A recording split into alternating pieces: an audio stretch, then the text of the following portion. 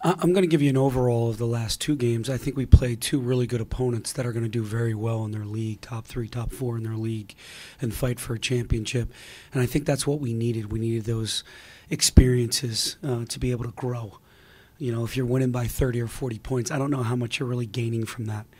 So we had two difficult opponents, two contrast styles of play.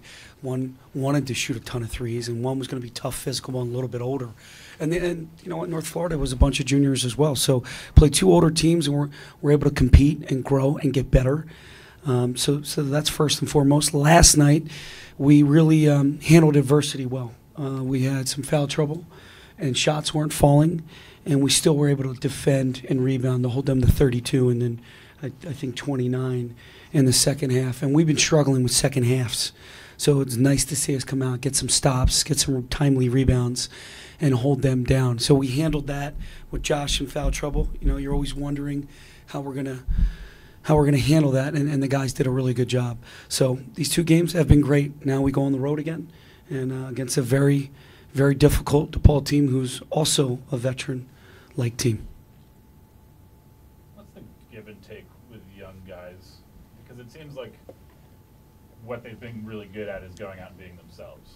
And their athleticism, what they're able to do. Maybe at the high school level, they can get away with certain things that they're not going to be able to get away with at the Big Ten level. How do you adjust a guy who's playing his best basketball, just doing what he does, and at the same time kind of, you know, shaving off the edges to get him finite down to what you want him to do? Yeah, you know, I think Raul is playing terrific on the offensive side, and he's getting better defensively. I've seen some growth since Temple. You know, he's in the right spots. He's playing a little bit tougher in ball screen defense. He's starting to find bodies, which is probably what he needs to work on, those rotations, beating gaps, finding bodies.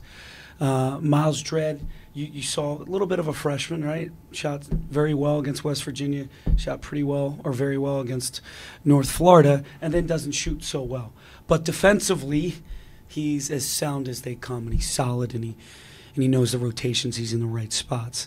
So I think offensively, as long as we keep giving them the confidence to be who they are, but value their role on this team, I think we're okay. I really think it's on the defensive end and the rebounding. The rebounding is a little bit of a concern right now because we've given up double digits rebounding in the last two games, and if I take it back to Temple and West Virginia, last four games.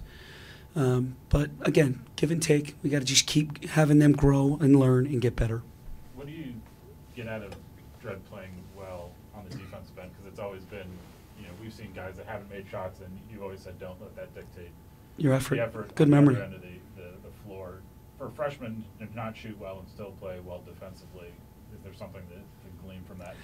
Yeah, you hit it right on the head. I mean, we promote that. We applaud that. We cheer that. The fact that he didn't let that bother him.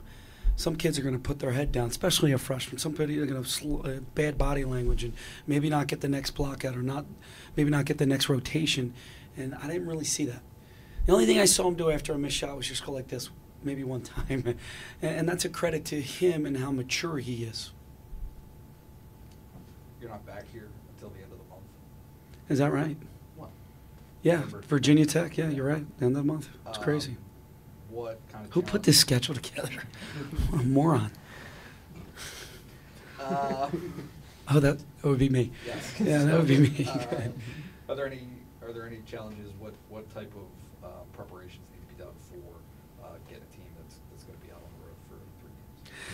I think, you know, first of all, I think our guys like playing on the road. You know, you're away from it all. It's just you and your team, your players and your assistants, and you get to spend more time together. We get more film together. Kind of like us against the world mentality when you're on the road. So I think DePaul, West Virginia was a great Temple. West Virginia, you know, started the process of playing on the road.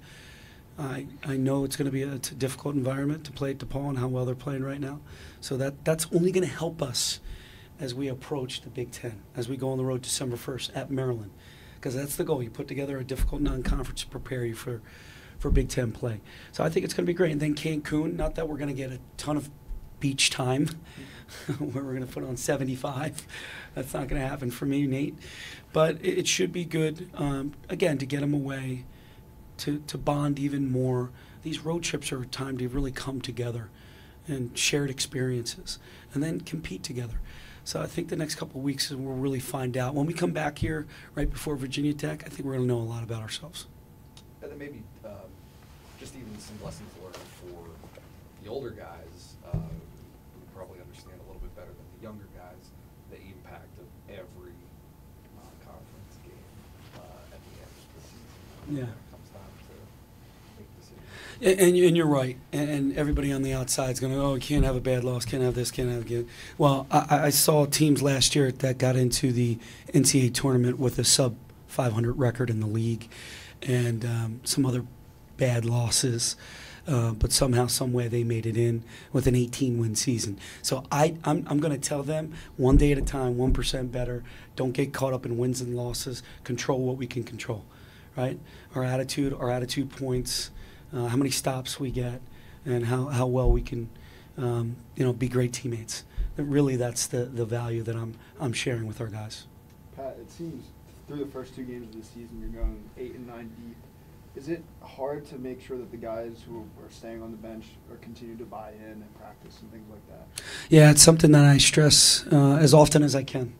I share with them video. I share with them statistics. I share with them John Harrah from last year, barely played all year, and then next thing you know, became this incredible starter and played 20, 25 minutes a game. I share with them some of the stuff in the NBA. Tatum say, I don't mind coming off the bench. Rozier, I don't mind coming off the bench. So just some of the things that I share with them, I'm sharing with you. About just staying dialed in. When your name is called, you better be ready. Don't get ready. John stayed ready. He didn't have to get ready. He was ready. So these guys understand that. And MJ's minutes can fluctuate. Trent's obviously played 20 and then 14. Minutes are fluctuating. Trent's minutes should have probably been higher, and that's my fault. I got to do a better job of getting Lamar out and giving Trent those 2 to 3 minutes. But you got to keep them upbeat. You got to pause, and we got to meet with them. But our leaders have to do a good job. Right now, everybody's very much bought into the culture. If you could expand on that, Lamar's minutes early, is that something you're going to watch and try to keep an eye on? I'll keep an eye on it, but I see some light at the end of the tunnel. I see a couple days here coming up where we can get him some rest after DePaul headed into Cancun. So, today's a rest recovery day for those guys, maybe free throw shooting and some film. The guys who didn't play over 20 minutes, they'll get a good workout, and we'll try to get those guys to develop good habits. But we'll be really smart with the high-minute guys, specifically Lamar. And going off of that, do you have a relationship with Lamar at this point, 3 years into his career, that you can go up to him and say, hey, how are you feeling at this point in the game? We need to take you out, things like that? Absolutely. Well, I can see it. I think we can all see it, when he's fatigued a little bit. He missed a free throw. He was really shooting good free throws, maybe short on a shot. So we can see it. And there was times where I wanted to take him out, and I should have taken him out. Just something made me keep him in. And, I got to do a better job with that. He's kind of like that guy you feel very good when he's on the floor. Pat, is Lamar kind of the same guy this year, or is there a difference now that he is kind of the alpha dog on this team? He's becoming the alpha dog. The way he's rebounding, it was almost his 3rd double-double in a row, if you can count West Virginia. So he's getting to that level where he's demanding of himself. I think his defense is a heck of a lot better, and he's demanding more of his teammates. And you see these little huddles that they get in. He's the one doing a lot of the talking, specifically with Josh out in the first half. He had to. But there have been times where Josh joins in as well. So he's got to be that guy for us. How difficult do you think that is for him? Because whenever we have him, he's not exactly the most out there guy. He kind of seems a little quiet and subdued. But when he's in the huddle, you say he's the leader there. Yeah, Lamar's got a very good personality. You can put him in front of this mic. You can put him at a charity event. He can speak. He's really gifted. He's a very blessed young man. But he has it in him. Trust me, he's got that internal fortitude of, let's go. We got to get this done. Is there a set plan maybe with the point guard position? Because as of last night, Jamali got the start, but Wazir played more minutes. Is that kind of how the game went, or is there a plan going forward of maybe Wazir gets a start here, or maybe Wazir comes to the bench but plays more minutes? Yeah, well, we're going to see how it all unfolds here as the days go on. I love Jamari's toughness, his competitiveness, and his defensive fire, and that's what we're built on right now. And I do like the fact that Rozier gets to see a couple minutes from the bench to get a feel for the game and kind of gauge it a little bit. And I think we're in a good rotation pattern right now as well. So I'm not going to mess with anything today, tomorrow, or for DePaul. But, I'm going on what I see out there and what's best for the team. And there were points in last night's game where all three freshmen were on the court at the same time, and I think there was a point where even Trent was out there too, so basically like 4 freshmen out there at the Yeah. same time. Is that like something like you're trying to give them confidence in that, and that you're putting them in that situation altogether, or is it just kind of how like the game? Sometimes foul trouble dictates who's in the game, and fatigue. I would go with the 2 Fs: foul trouble and fatigue. I put together lineups that we want to try to get to, or we want to try to play throughout the first half specifically, and then we kind of adjust in the second half.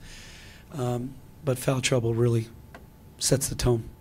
I'll be the last guy to say anything bad about how Josh plays basketball, but how do you squeeze more juice out of that orange on the offensive end?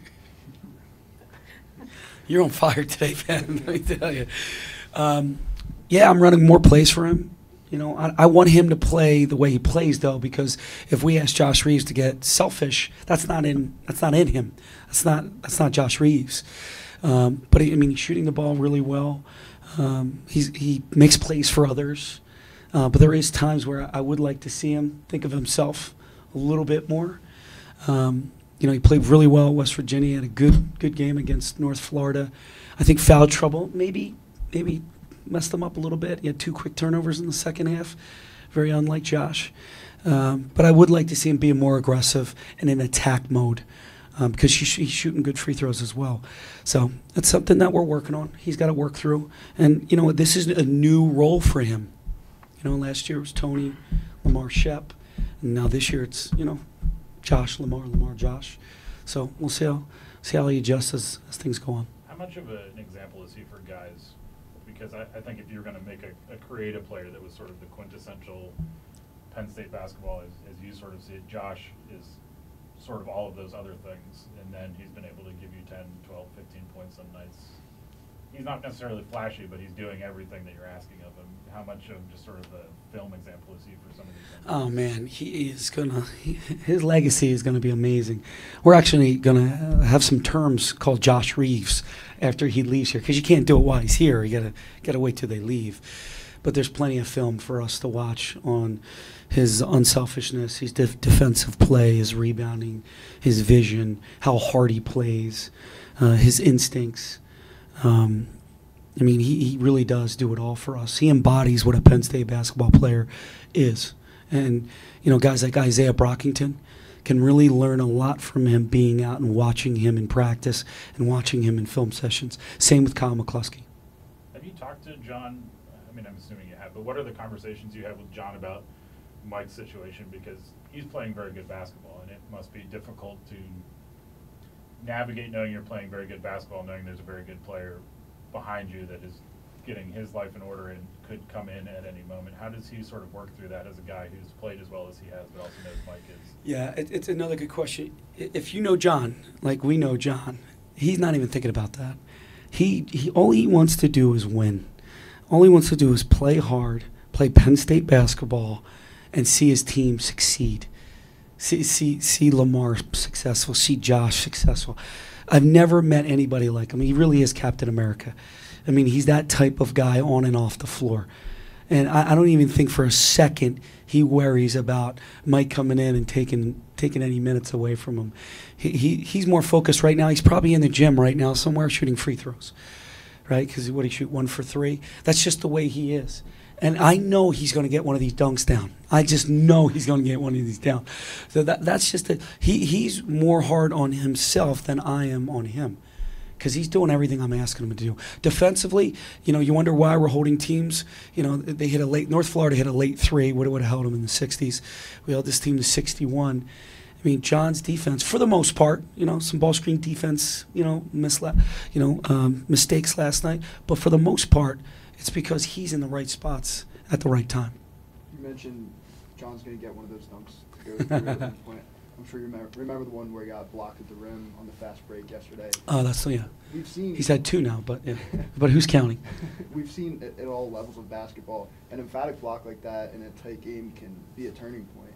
Is that something that you think about during the game when that happens? Not at all, because did you see our team's reaction? Nothing. Stoic. Did you see John's reaction?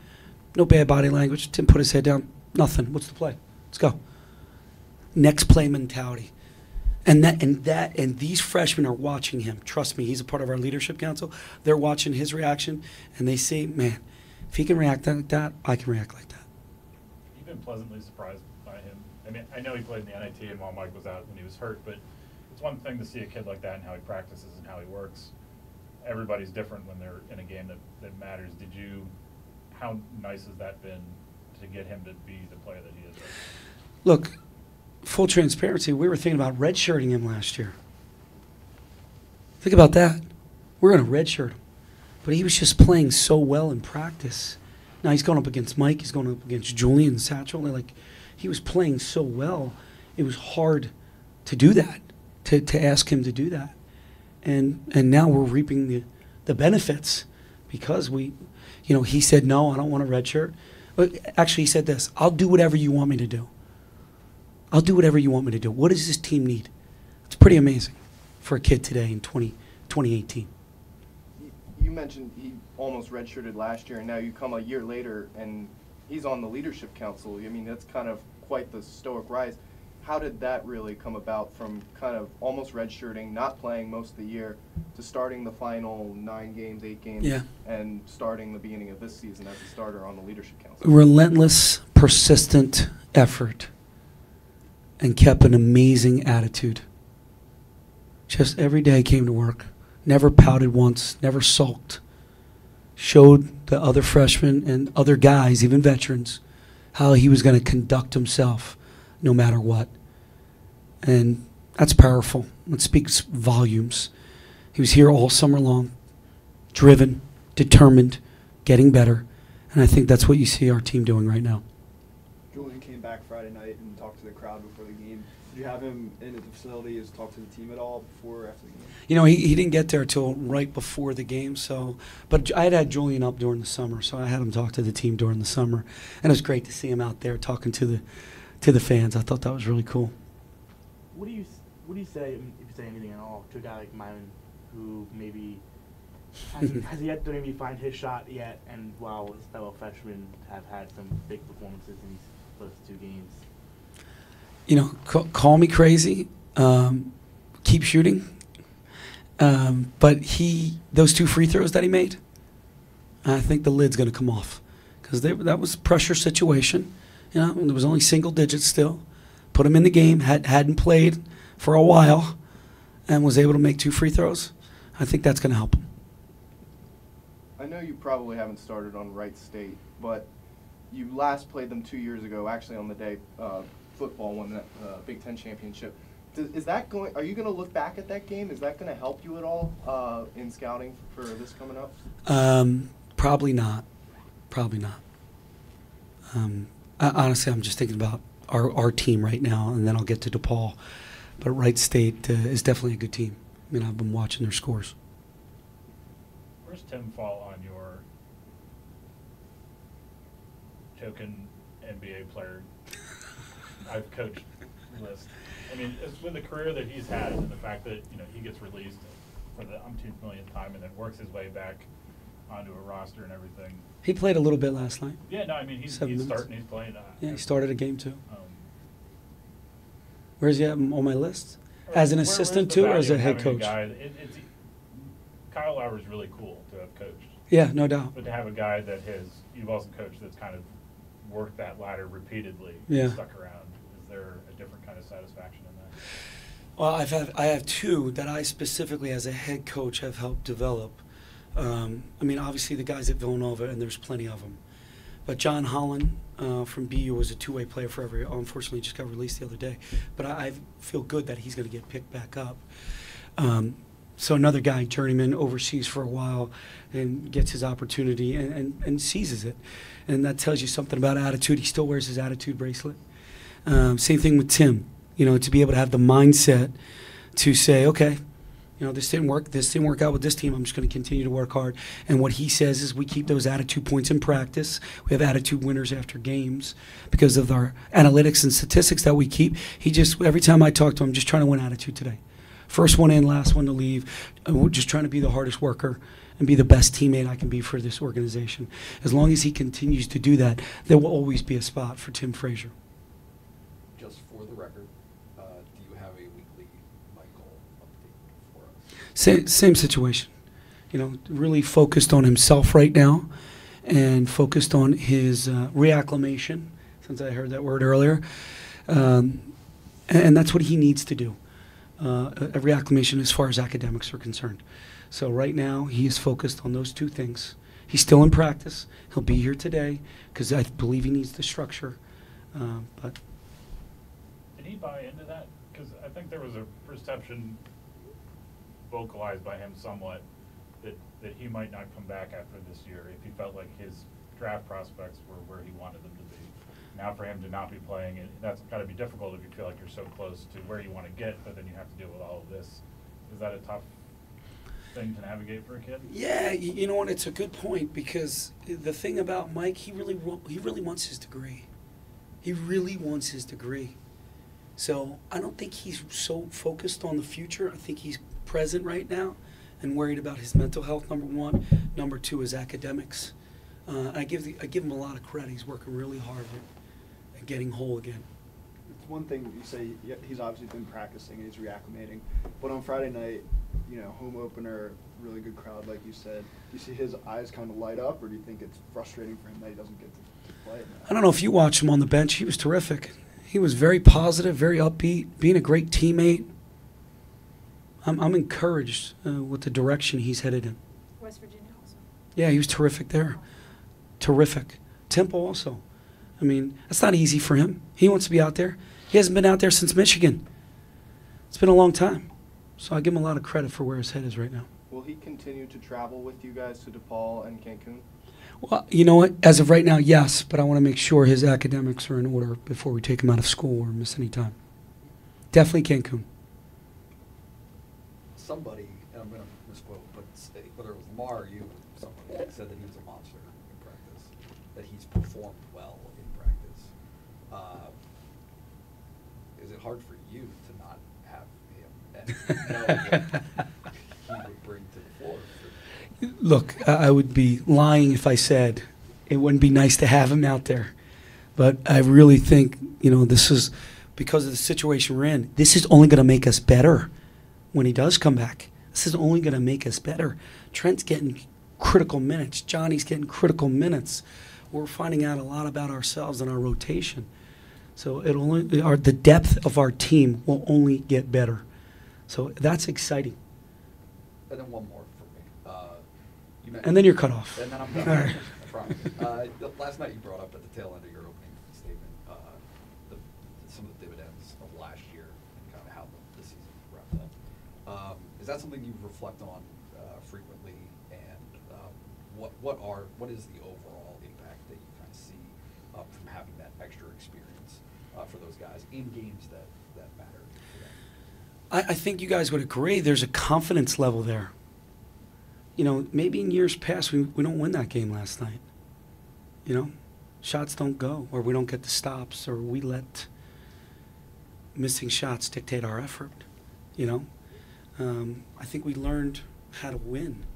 We learned how to find success. We learned what it takes, and I think that's how you finished the last two games, Friday and last night, because of those experiences. So there was a lot of growth. And I think our culture is in a really good space right now. If you come into our locker room, you come into practice, I think you sense it and you feel a really confident group. And I want to continue that. I want to have that for these guys. Any other questions for Coach? Thanks, guys. Awesome. See you in a few weeks.